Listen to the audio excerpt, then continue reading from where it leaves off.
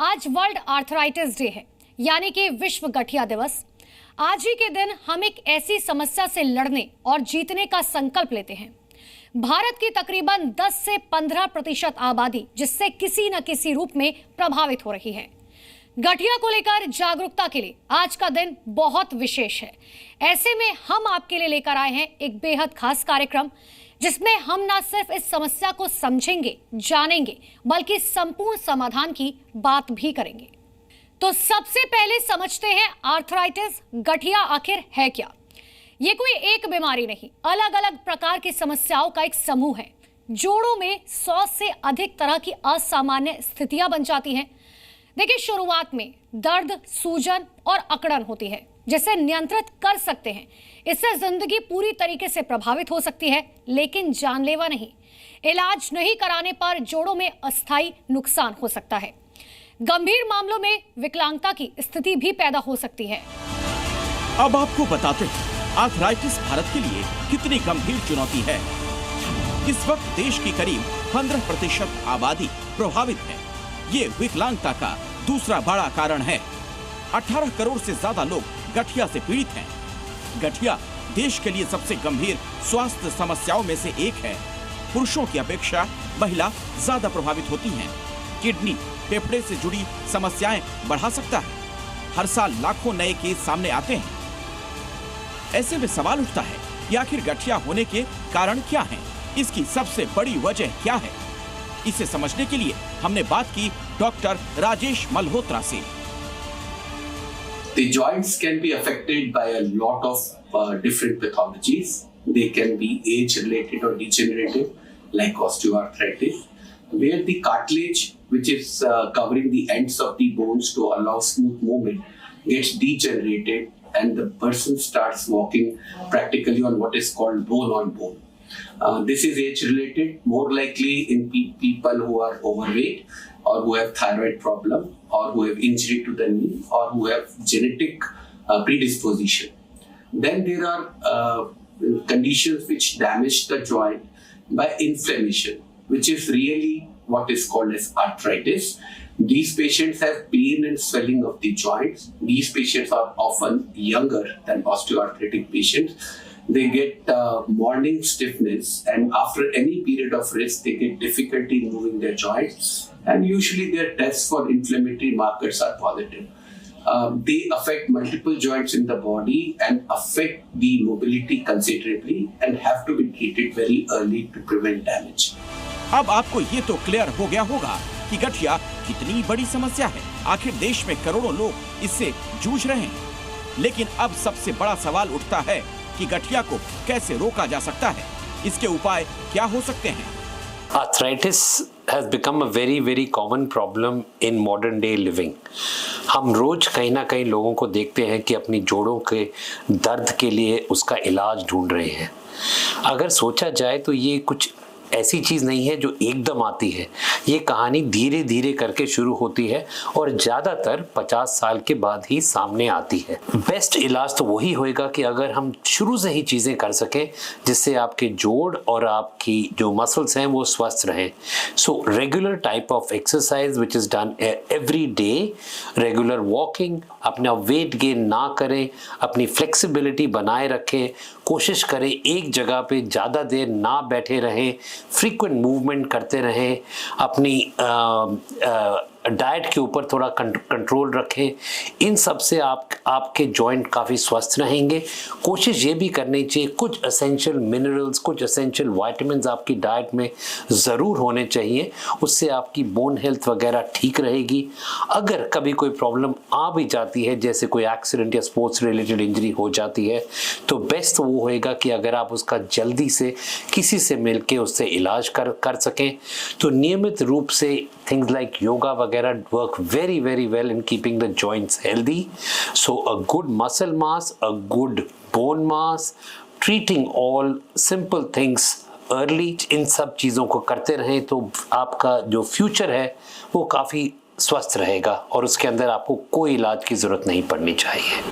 Doctor Bedi ने बहुत आसान भाषा में समझाया कैसे लोग जीवन शैली में बदलाव करके गठिया जैसी गंभीर समस्या से बच सकते हैं। लेकिन जब हम ज्वाइंट हेल्थ की बात करते हैं तो ऑस्टियोआर्थराइटिस सबसे आम समस्या मानी जाती है। ऐसे में हर कोई जानना चाहता है कि आखिर ये प्रॉब्लम इतनी कॉमन क्यों है और किस तरह मरीज अपने जोड़ों को बचा सकते हैं। आर्थराइटिस इन्फ्लेमेशन ऑफ जॉइंट को बोलते हैं और ऑस्टियोआर्थराइटिस बेसिकली एज के साथ साथ जो जोड़ में खराबी आती है उसको ऑस्टियोआर्थराइटिस बोलते हैं। सब लोग समझते हैं कि ऑस्टियोआर्थराइटिस अब बढ़ रहा है, ऐसा नहीं था। ऑस्टियोआर्थराइटिस पहले भी था, आज भी है और आगे आने टाइम में भी होगा। अब जो चेंज पिछले 25-30 साल या 50 साल में आया है वो ये है कि अब ऑस्टियोआर्थराइटिस को लोग समझ लेंगे एक प्रॉब्लम है, so people have become aware of it. Second thing is that treatment is also now available, तो ज़्यादा से ज़्यादा लोग अब ऑस्टियोआर्थराइटिस को एक्चुअली आइडेंटिफाई करते हैं, उसका ट्रीटमेंट लेते हैं। तो अगर आप यंग एज में, जब मिडिल एज में, 30s में, 40s में, तब आप अपने लाइफस्टाइल पे इन्वेस्ट करें bye maintaining a good healthy lifestyle, activity level maintain रखें।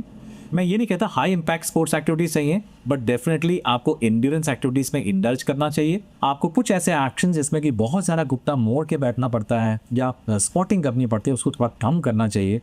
हेल्दी बैलेंस डाइट लेनी चाहिए और ये सब करने से और मेंटेन घुटने की कुछ सिंपल सी एक्सरसाइज करने से एक्चुअली कुछ हद तक आप एज को स्लो डाउन कर सकते हैं। अल्टीमेटली अगर आपकी टेंडेंसी जॉइंट खराब होने की है तो आएगी, लेकिन इसकी इंटेंसिटी कम करी जा सकती है और ऑल्सो इसको स्लो डाउन किया जा सकता है, यानी कि देर एज में आपको ये प्रॉब्लम हो किस तरह को आप इंश्योर कर सकते हैं। इतना तो साफ है, हमारी जीवन शैली जोड़ों की समस्या के लिए एक अहम वजह है। ऐसे में एक सवाल ये भी उठता है कि हड्डियों को बचाने के लिए व्यायाम कितना अहम हो सकता है।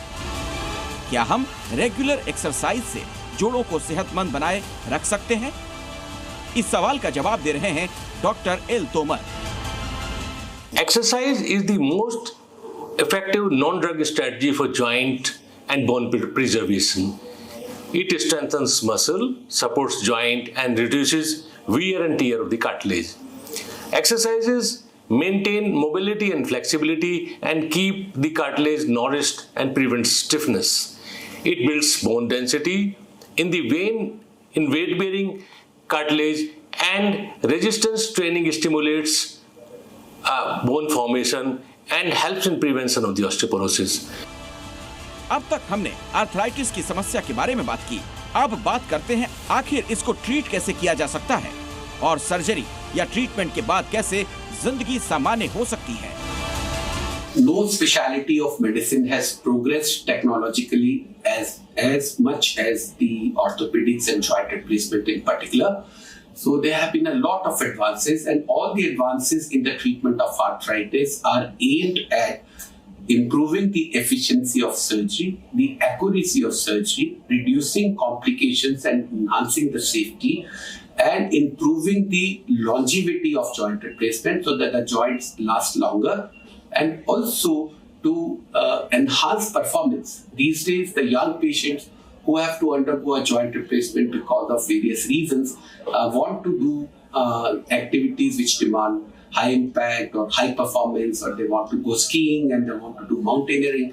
And then these are the patients who demand a lot from their joint replacement, which is not possible with the modern joints. आजकल आर्थराइटिस की ट्रीटमेंट के बहुत सारे विकल्प मौजूद हैं, लेकिन एक बड़ी समस्या है जागरूकता की। तो अब सवाल ये, आखिर मरीज को समय पर इलाज मिले कैसे? इसके लिए क्या कदम उठाए जा सकते हैं? ये समझते हैं डॉक्टर बेदी से। I think technology has placed a lot of options and choices for both the treating doctors as well as the patients. One thing that has become very common is the awareness. A lot of patients are now aware of the options of treatment that are available to them, and it is not just in some Western countries or in very big cities of our country. It is available almost all the way through, and with today's ease of communicating with the doctors, with the other with patients through maybe telemedicines, through messages, to WhatsApps, people can actually have an access to all this information at the drop of a button. Doctor Bedi ने जागरूकता को लेकर बहुत सारी बातें बताई। अब आपको बताते हैं कि आखिर लोगों के जागरूक होने से गठिया के खिलाफ हमारी मुहिम कैसे और मजबूत हो सकती है। और अगर समय पर सही कदम उठाया जाए तो कैसे इससे बचाव किया जा सकता है? अगर आपको नी प्रॉब्लम शुरू हो चुकी है तो आपको करना चाहिए हाई इंटेंसिटी एक्टिविटीज़ के बजाय एंड्योरेंस एक्टिविटीज़ करना चाहिए। फास्ट भागना कम डिस्टेंस के लिए उससे ज़्यादा बढ़िया है कि आप लंबा डिस्टेंस भागें गुड शूज़ के साथ में एट अ लोअर स्पेस। आप अगर ट्रेडमिल पे रन करते हैं तो इंक्लाइंस थोड़ा सा कम रखें और आपके फुटवेयर पर आप ध्यान दें। ये करने से आप ऑस्टियोआर्थराइटिस के इंसिडेंस को कम कर सकते हैं, या आपके घुटने में थोड़ी खराबी है तो उसके साथ भी ये एक्टिविटी सारी कर सकते हैं। जो चीज़ें हम डॉक्टर्स मना करते हैं कि बिल्कुल नहीं करना, वो है forceful bending of the knee to more than 90। कुछ लोग बहुत ज़्यादा मोड़ के बैठना चाहते हैं, स्क्वाटिंग करना चाहते हैं, स्पेशली वेटेड स्क्वाट्स करना चाहते हैं। ये सब चीज़ें अगर आपको आर्थराइटिस है तो कम करना चाहिए। इससे एक्चुअली घुटने की लाइफ बढ़ती है, पेन सेटल होता है और आप एक्चुअली सारी एक्टिविटीज़ जो आप करना चाहते हो कर सकते हो। जो स्टैटिक या आउटडोर साइकिलिंग करते हैं या स्विमिंग करते हैं उनके लिए ये बहुत ही अच्छा एक्सरसाइज है जो नी पे बहुत ज़्यादा स्ट्रेन भी डालती, नी के अराउंड की मसल्स को स्ट्रेंथन भी करती है और पेशेंट्स इसको एंजॉय भी कर पाते हैं। So if you are doing into cycling और swimming, I think this is an activity which we like to encourage. Please इसको करिए, इससे अच्छा रहेगा। Rehabilitation is as important as surgery for a successful outcome of a joint replacement surgery. The immediate post-op exercises are started from the day one of surgery, and we begin with breathing exercises, ankle pumps, quadriceps, and gluteal sets. And there is early mobilization with support of walker or crutches, and this helps in prevention of clot formation and the stiffness of the joint. So then comes the early phase. Early phase is in the weeks from 1 to 6 weeks. There is a gradual increase in walking distance, range of motion exercises are increased, knee bending and hip exercises are increased, strengthening of thigh and hip muscles, focus on safe transfers, safe climbing, and intermediate phases from 6 to 12 weeks. It progresses to cane or no support walking, and then comes the advanced strengthening resistance exercises